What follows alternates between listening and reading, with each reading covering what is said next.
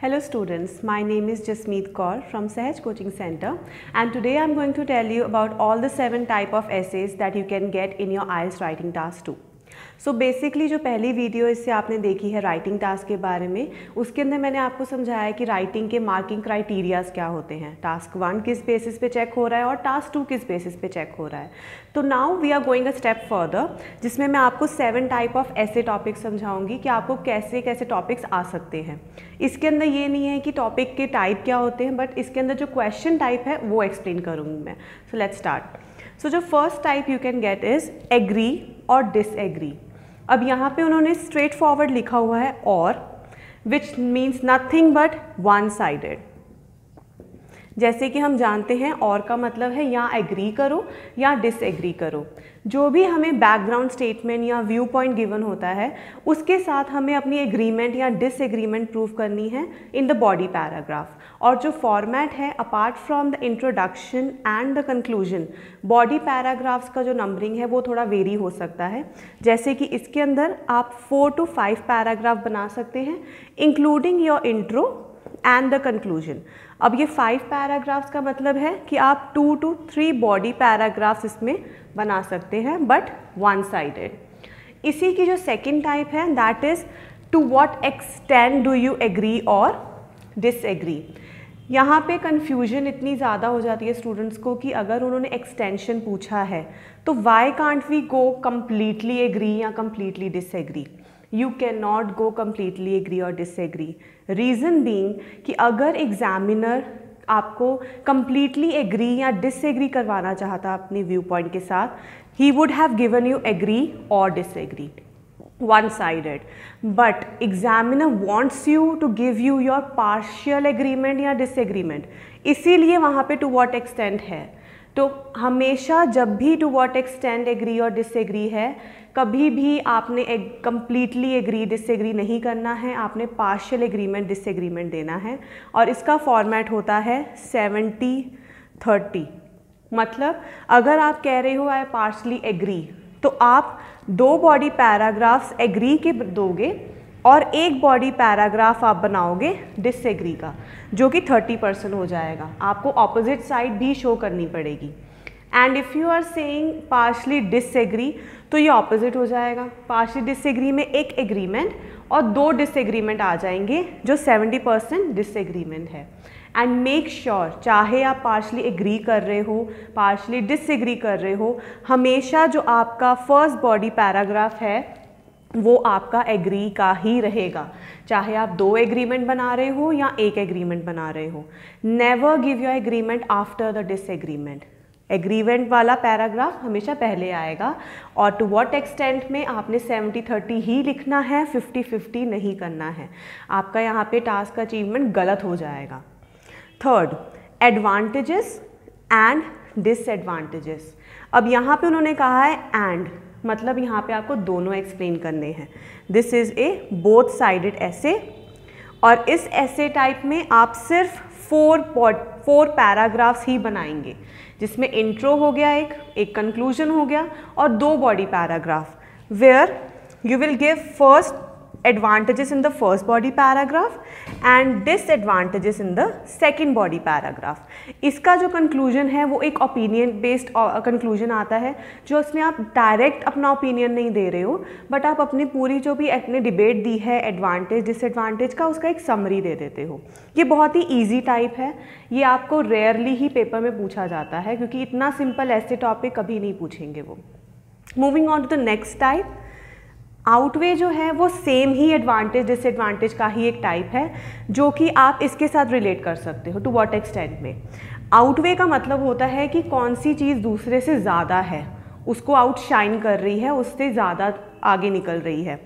यहाँ पे आपको क्वेश्चन आ जाएगा, do the advantages of this outweigh it's disadvantages, कि इसके जो फ़ायदे हैं वो डिसएडवांटेजेस से ज़्यादा हैं या नहीं हैं।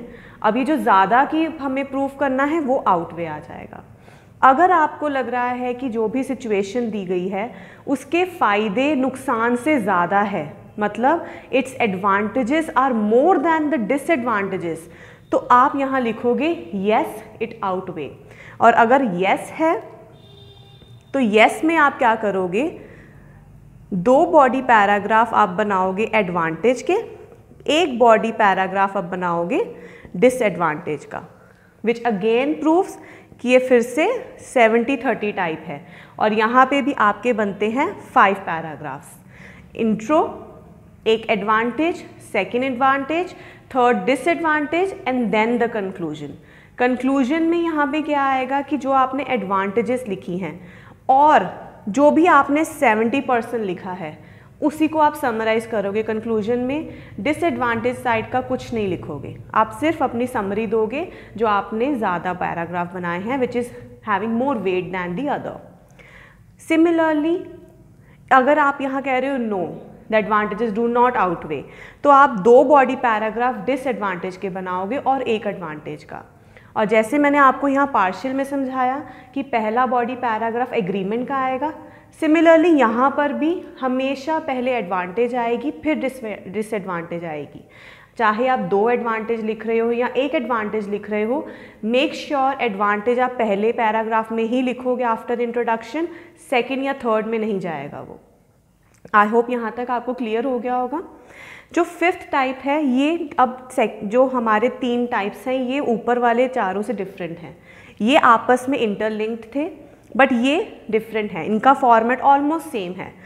अब ये जो कॉजेस, इफ़ेक्ट्स एंड सॉल्यूशन या रेमेडीज़ है, इसका फॉर्मेट भी इजी है, बस ये क्वेश्चन में समझना थोड़ा सा ट्रिकी हो जाता है, बिकॉज हमेशा आपको क्वेश्चन में डायरेक्टली नहीं लिखा जाएगा what are the reasons of this occurrence, why do you think it is happening, what are the causes of it, या फिर give its causes, effects and a solution.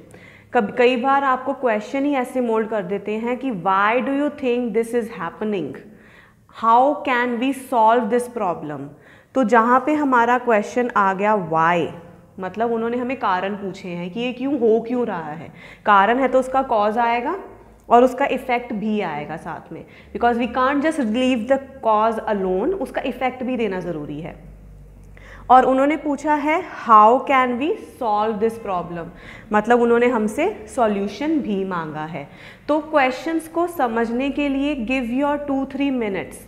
अगर आप क्वेश्चन ही नहीं समझ पा रहे हो तो आपको टाइप नहीं समझ आएगा और आप ऐसे सारा गलत कर दोगे।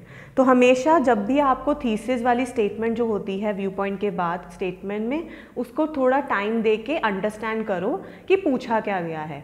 सो अगर उसके अंदर वाई एंड हाउ लिखा हुआ है तो आपको समझ लेना है कि ये कॉज इफेक्ट और सोल्यूशन वाला ऐसे है। ऑन दी अदर साइड ये रेमेडीज़ लिखी है।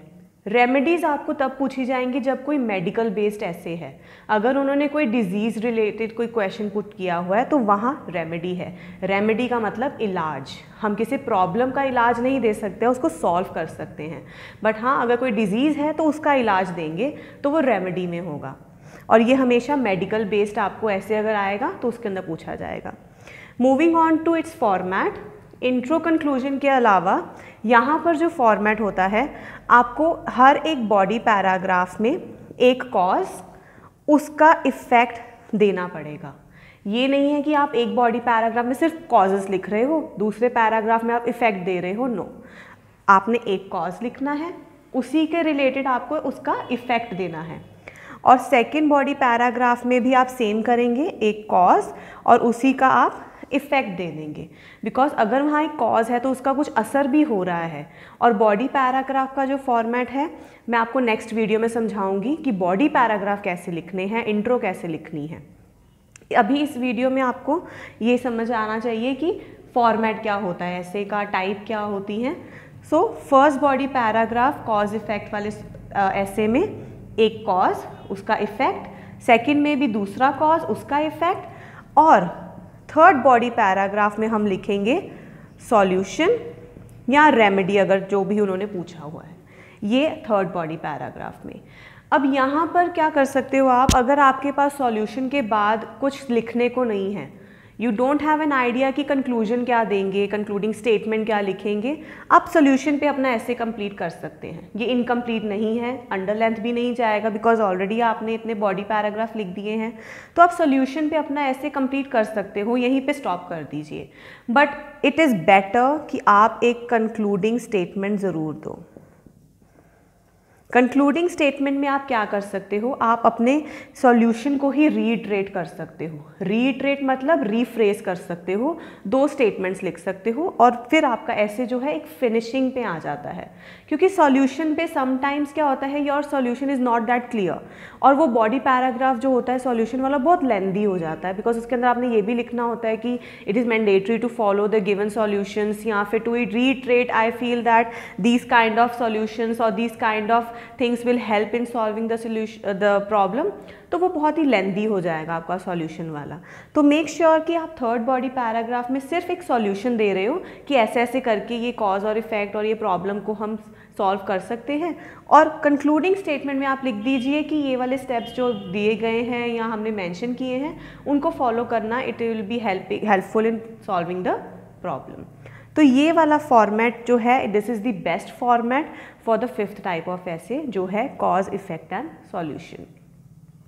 Now the 6th type, discuss and give opinion. वैसे तो ये बहुत ही ईजी लगता है क्योंकि आपको एक बैकग्राउंड स्टेटमेंट दी होती है क्वेश्चन में, 2 व्यूज़ गिवन होते हैं और एंड पे लिखा होता है discuss and give your opinion. But इसका जो राइटिंग फॉर्मेट है वो हम ज़्यादातर गलत कर देते हैं। अब देखिए यहाँ पे पूछा कहा गया है डिस्कस, और डिस्कशन का मतलब ये नहीं है कि आप एक बॉडी पैराग्राफ में एक व्यू पॉइंट डिस्कस कर रहे हो, सेकंड बॉडी पैराग्राफ में दूसरे व्यू पॉइंट को लिख रहे हो और फिर अपना ओपिनियन दे रहे हो। ये भी ठीक है बट आपको इतने अच्छे बैंड्स नहीं दिलाएगा। इसको लिखने के लिए इट्स बेटर कि जो फर्स्ट व्यू पॉइंट है आप उसकी डिबेट कीजिए, आप उसके पॉजिटिव इफ़ेक्ट्स और नेगेटिव इफ़ेक्ट्स लिखिए फर्स्ट बॉडी पैराग्राफ में। सेकेंड बॉडी पैराग्राफ में आप सेकेंड व्यू पॉइंट के पॉजिटिव इफ़ेक्ट्स और नेगेटिव इफ़ेक्ट्स दीजिए। अब उसमें क्लैरिटी हो गई, आपने डिबेट की, आपने डिस्कशन किया, आपने बताया कि इसके फ़ायदे नुकसान क्या हैं और दूसरे के फ़ायदे नुकसान क्या हैं। उसके बाद एक ओपिनियन पे पहुंचना आपके लिए भी इजी हो जाएगा और आप अपना ओपिनियन क्लैरिफिकेशन के साथ लिख सकेंगे कि ये वाले व्यू पॉइंट के साथ मैं स्टैंड करता हूँ, तो इसीलिए मेरा ओपिनियन है कि इसी को फॉलो करना चाहिए। बट अगर आप ऑन दी अदर हैंड लिख रहे हैं कि फर्स्ट बॉडी पैराग्राफ में फर्स्ट व्यू पॉइंट को सिर्फ एक्सप्लेन कर दिया, उसके बेनिफिट्स बता दिए, सेकंड व्यू पॉइंट में सेकंड उसके बेनिफिट बता दिए, बट इसके अंदर फिर गलत क्या है? फिर तो आपके दोनों ओपिनियन हो गए ना। बट हमें क्या करना है, हमें दोनों के पॉजिटिव नेगेटिव एक्सप्लेन करके फिर अपना ओपिनियन देना है। फिर आपका ओपिनियन एक जस्टिफाइड ओपिनियन होगा बिकॉज आपने दोनों की डिबेट की है, आपने पॉजिटिव नेगेटिव दोनों के लिखे हैं, फिर आप अपना पॉइंट दे रहे हो कि ये आपका ओपिनियन है। इसके अंदर आपके 4 पैराग्राफ्स ही बनते हैं। आप कंक्लूजन पे, ओपिनियन पे ही अपना ऐसे ख़त्म कर सकते हैं। इसके अंदर कंक्लूडिंग स्टेटमेंट देने की कोई नीड नहीं है। Last, compare and contrast. ये एक डायरेक्ट क्वेश्चन के फॉर्म में आपको मिलता है। इसके अंदर आपको कुछ नहीं लिखा होगा, कोई भी व्यू पॉइंट के बाद या बैकग्राउंड के बाद आपको कोई क्वेश्चन नहीं दिया जाएगा, वहीं पे ख़त्म हो जाएगा। फॉर इंस्टेंस वहाँ लिखा होगा दी living in homes and apartments it's better than living in A mention. ख़त्म, कुछ आगे नहीं है कि इसको कंपेयर करना है, डिस्कस करना है, एग्रीमेंट देनी है, एडवांटेज देनी है, नथिंग। यहाँ पे आपको सिर्फ कंपेयर एंड कंट्रास्ट करना है। कंपेयर एंड कंट्रास्ट का मतलब is almost similar as discuss. आपको जो भी उन्होंने 2 पॉइंट्स दिए हैं उसका आपने कंपैरिजन और कंट्रास्ट करके एंड में अपना ओपिनियन दे देना है। This is also a 4 paragraph ऐसे। आई होप आपको ये 7 टाइप्स का फॉर्मेट समझ आया हो, ये समझ आया हो कि बॉडी पैराग्राफ कितने बनने हैं, 70-30 कहाँ लिखना है, 1 साइडेड कहाँ लिखना है। और जब भी आप ऐसे प्रैक्टिस कर रहे हो for the writing, make sure आप अपना टाइम मैनेज कर रहे हो। 40 मिनट्स में से 5 minutes are very important in the beginning कि आप अपने टॉपिक को समझें, अपने पॉइंट्स लिखें, फिर उसको अपने टेक्स्ट बुक पे ऊपर सारा प्लान आउट करें। Thank you very much for watching this video till the end. I hope you like the video. Do subscribe my channel and keep following for further more tips. Thank you.